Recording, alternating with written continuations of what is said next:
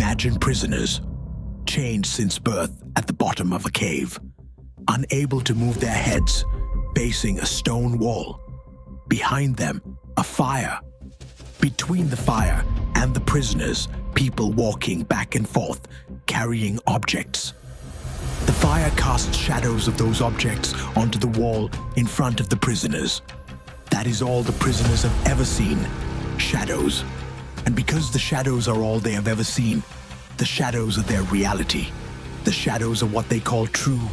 The shadows are what they argue about, study, teach, and build entire lives around. Now imagine one prisoner is freed. He turns around and the firelight blinds him. It is painful, disorienting. Everything he thought he knew collapses in an instant. He is dragged upward out of the cave into the sunlight. He cannot see at first. His eyes scream, but slowly he adjusts and he sees the world as it actually is. Not shadows, not reflections, reality. And here is the part of the story that most people never get to. He goes back into the cave, back to the prisoners, to tell them what he saw. And they don't believe him. They mock him. They say his eyes are damaged. They say the sunlight broke him. And some of them decide to kill him. Plato wrote this story over 2,000 years ago. He was not describing a cave. He was describing you. He was describing the world. And he was asking the only question that has ever truly mattered. Are you looking at the shadows, or are you willing to turn around? Plato was born around 428 BC in Athens into one of the most aristocratic families in the city. He had every advantage, wealth, status, political connections. And then he met Socrates, and everything changed. Socrates, who owned nothing, who walked barefoot through the streets of Athens, who spent his life asking questions that made powerful people deeply uncomfortable, became the man Plato would build his entire philosophy around. He watched Socrates put on trial. He watched the jury condemn him. He watched him drink the hemlock and die calmly, mid-conversation, as if death was simply the next interesting topic. That moment, watching the wisest man he knew executed for asking questions, shaped everything Plato ever wrote. He founded the Academy, the first university in the Western world, taught there for 40 years, tutored a student named Aristotle, who would go on to tutor Alexander the Great. And in everything he wrote, every dialogue, every argument, every idea, he was trying to answer the same question Socrates died for. What is real? And what are we missing because we refuse to look? The allegory of the cave is not a story. It is a map of where most people are and what it costs to leave. Let's go deeper into what Plato was actually saying. The shadows on the wall represent the world of appearances, the things most people treat as real: status, wealth, reputation, the opinions of others, the image they project, the story the world tells them about who they are. Not because these things don't exist, but because they are not the deepest truth. They are shadows of something more real. Plato called what is more real the forms. The theory of forms is his most important idea.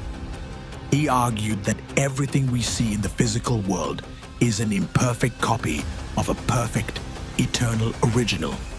The chair you are sitting in, it is an imperfect copy of the ideal chair. The justice your society attempts, an imperfect copy of true justice. The love you have felt, an imperfect reflection of true love, and truth, and beauty, and goodness. These exist not in the physical world, but in a realm of perfect forms that the physical world only approximates. What does this mean? It means that when you are chasing money and it never feels like enough, you are chasing the shadow of something deeper. When you are chasing status and it never fills the hole, you are looking at the shadow of recognition. When you are chasing beauty and it always disappears? You are touching the shadow of something perfect. Your soul already knows exists, but your hands can never quite reach. The entire work of philosophy as Plato understood it, is to turn toward the light, to ask, what is the true form of this? What am I actually looking for when I chase what I chase? What is the real thing that these shadows are pointing toward? And the sun, the source of light that makes all seeing possible. Plato called it the form of the good, the highest truth, the source of all reality. Not a god in the religious sense, but the ultimate principle of existence. That goodness is not a human invention. It is the foundation of everything real. Now here is what this means for you. The prisoner who escapes the cave doesn't just see more, he sees differently. He understands for the first time that what everyone around him is fighting over, the shadows on the wall, are not what they think they are. And that understanding and that clarity is both a gift and a burden. Because once you have seen clearly, you cannot unsee. And the people still in the cave will not thank you for it. Here is the question. What is your cave? Not the cave in the story. Your actual cave. The specific walls your life is built inside. For most people, it looks like this. A set of beliefs about themselves they accepted before they were old enough to question. I am not smart enough. I am not the kind of person who does that. This is just who I am. A set of beliefs about the world inherited from people who inherited them too. This is how things work. This is what success looks like. This is what you do with a life. A set of social shadows. The opinions of people around you that you have been watching so long and taking so seriously that you have mistaken them for reality. The cave is comfortable. That is why most people stay. It is familiar. The shadows are predictable. The other prisoners are good company. And the idea of turning around, of having everything you thought was real, revealed as a reflection, is terrifying. Plato is not asking you to abandon your life. He is asking you to question it, to stop just once and ask, is this true? Or is this a shadow of something I've never examined? Is this what I actually want? Or is this what I was trained to want by people who were also watching shadows? Because here is what Plato understood, that almost no one around you will tell you. The moment you begin to question the shadows, the moment you turn toward the light, you will feel worse before you feel better. That's the blinding. That is what it feels like when your old certainties dissolve before new ones have formed. It is disorienting. It is painful. Some people who go through it call it an identity crisis. Some call it depression. Some call it a breakdown. Plato would call it the beginning, because the blindness is not the enemy. The blindness is the price of sight. And the people who mock you for asking questions, they haven't asked yet. The ones who say you've changed, you've become difficult. You used to be so much easier to be around. Plato saw them too, 2,000 years ago, in the cave, watching the shadows. The only question is not whether the cave is real.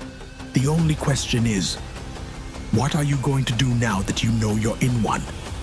Socrates, the man who freed Plato, was executed for asking questions, for pulling people toward the light and being hated for it, for refusing to go back into the cave and pretend the shadows were real. Plato watched it happen, and instead of retreating, instead of deciding that wisdom was too dangerous and silence was safer, he spent 40 years building a school so that more people could make the journey. Not because it was safe, not because it was rewarded, because once you have seen the light, you cannot pretend you haven't. Most people will spend their entire lives in the cave, watching the shadows, arguing about them, building identities out of them. dying never having turned around. You don't have to be most people. The turning is available to you in every single moment, every time you stop and ask, is this real or is this a shadow? And every time you choose the harder, brighter, more disorienting truth over the comfortable, familiar dark, you are doing what Plato spent his life trying to teach. You are leaving the cave. If this video found you at the right moment, go to the comments right now and write one thing. I will not break. That is not a message to me. That is a promise to yourself. And tell this family, which philosopher should wear the next mask? Drop the name below. If you're new here, this is what we do. Every week, one philosopher, one story, one lesson, sharp enough to cut through everything the world throws at you. Subscribe, turn on notifications. Don't miss what's coming.